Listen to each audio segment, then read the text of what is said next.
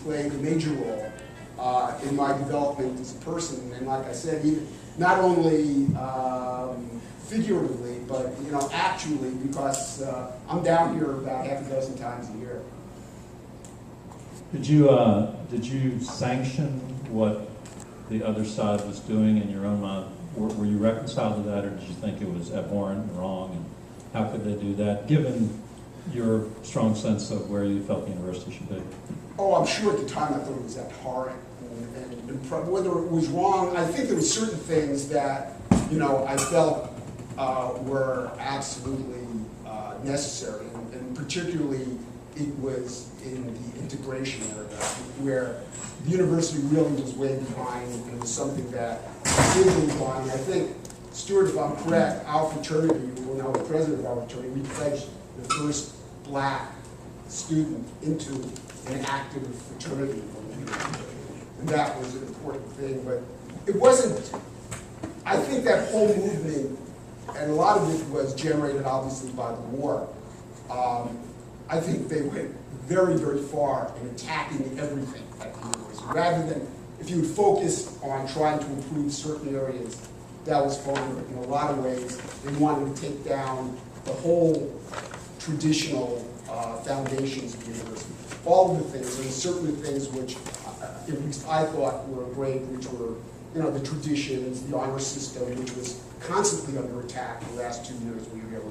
Significantly under attack the last 2 years. Even things like the code and try tradition, which I thought was, kind of a novel, different thing that differentiated this university. I thought they'd gone well over the bounds instead of, really trying to use a focal point and try to change things one at a time. They were attacking everything at once. And I'm sure in their minds there were a lot of bad things about the university.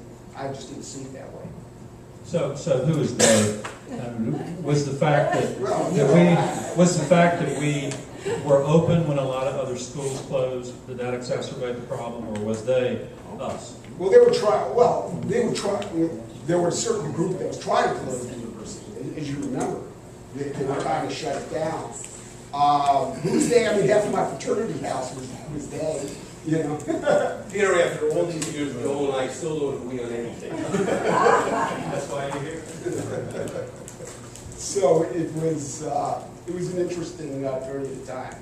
I can tell you how it did flip.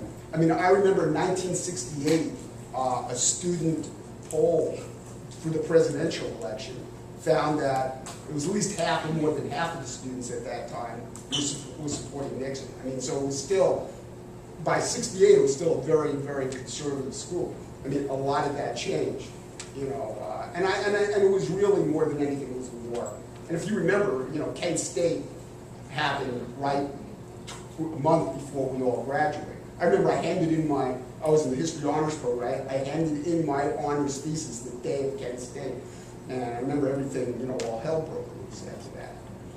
So, different things. And I think the polarizations that exist in the country now, and probably, which have been exacerbated, really hit the university back then. But before that, it hadn't been polarized. I think in 1966 or 67, I think, there wasn't a lot of difference of opinion, at least that was being discussed out and about.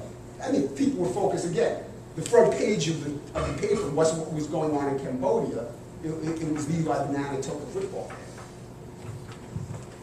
How about a little counterpoint? Stuart? Oh, God, where to start? I don't know how many of you saw the program this morning that President Castine did, that Larry Sabato moderated. It was really fabulous. And what they talked about were the sort of changes in the university. And Joel is exactly right. We were all here as undergraduates at the time at which the modern university was formed. And we saw it go from being a Southern school where the gentlemen see and being drunk. I have no recollection of grain parties. I have no idea what Joel's talking about. Was all what you came here for, to a place where you now have a university where the majority of the students in the undergraduate school are women. where there is enormous diversity. There are 2,000 students here who are international students. It's a very different place.